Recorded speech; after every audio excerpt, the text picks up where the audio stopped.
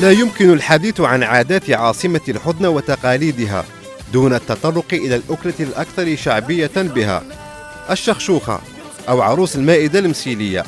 هذا الطبق الذي تشتهر به المنطقة بقي صامدا وسط زخم المأكولات العصرية، بل لا يزال يتصدر قائمة الأطعمة التي تقدم في كبرى مطاعم الولاية.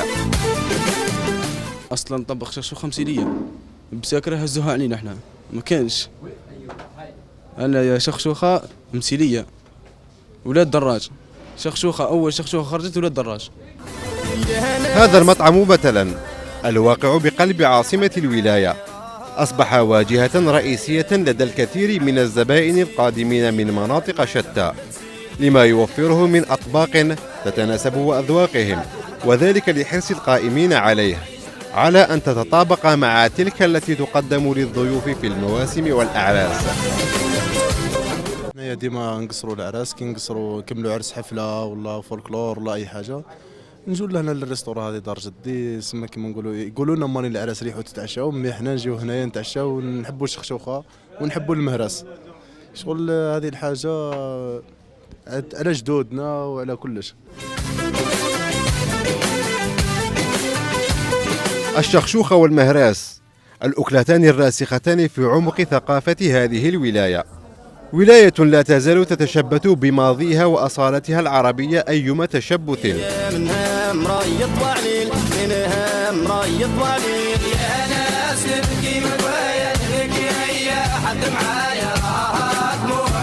تحضير أكلة سلطة مهراس جزء لا يتجزأ من يوميات هذا الشاب.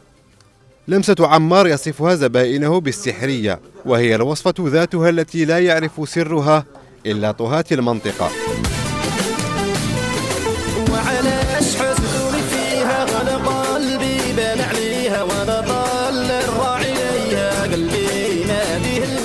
نبداو بالكسرة نعجنوها كما كنت تشوف، ومن بعد نحطوها في طاجين طيب، نديرو شويه ثوم، حبه ثوم، فلفل هكذا اصفر فلفل، نهرسوه، نزيدو معاه شويه كزبر، نهرسوه مليح، ومن بعد نجيبو الكسرة نهرسوها، نزيدو لها الطوماط نهرسوها مليح، ومن بعد نديرو له الماء سخون، لازم يكون سخون، ومن بعد نبداو على حسب المهرس حار نص حار، نزيدو له الرموش الحار كما نقول، نزيدو له الحار، ومن بعد نزيدو له شويه كزبر، من الاخر خلاص، ونديرو له شويه ثوم برك، ملح على حساب ومن بعد نهرسوها مليح، نكملوه نديروه في المهرس ونقدموه للمواطن. عندك مكونات تاع البصله هذيك ترحيها، وعندك الزيت، عندك الدجاج والله اللحم، وعندك الليزيبيس هذيك حار وحمار، وحبة الحلاوة هذيك، وعندك الماء لازم يكون يغلي مليح، ومكونات هذيك كيما طيب هذيك تديرهم مع بعضهم وتحطهم يطيبوا، تخلي دير الزيت هو الأول، دير كي يغلي الزيت تحط الدجاج تاعك، يغلي الدجاج تاعك يتحمص الدجاج، دير عليه البصلة، ومن بعد من البصلة تغلي البصلة شوية، تحط لي زيبيس تاعك الحار وحمار هذوك اللي قلت عليهم، وتخليها تغلي بشوية، ومن بعدها راك تزيد لها في الماء بشوية، تزيد لها الماء بشوية بشوية،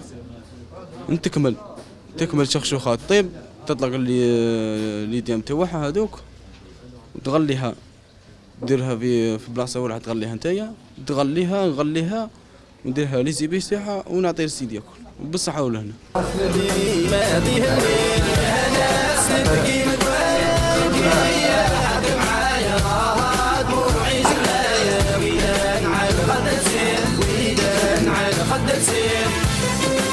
رغم اختلاف الكثير حول تاريخ وجذور هذا الطبق، إلا أن جميعهم يتفقون على أن له نكهة فريدة مردها الإفراط في استعمال الفلفل الحار، لذا يستلزم على متناول هذا الطبق اتباع طقوس خاصة من أجل التخفيف من الحرارة. السر تاع مثلا باهي نحي الحار، عندنا زوج حوايج، عندنا الزبدة وعندنا البن. الزبده نديروها تنقص الحرور، والبن ثاني من هو ياكل كي ياكل ويخلص يشرب البن هذاك تروح له الحرور. البن تتبدل على حسب اليدين، درك كل واحد كفار يطيب فيها. بالك انت انا نطيبها ما نغصبهاش هو يغصبها، هذا ما كان. كاين على حسب التطيب تاعو.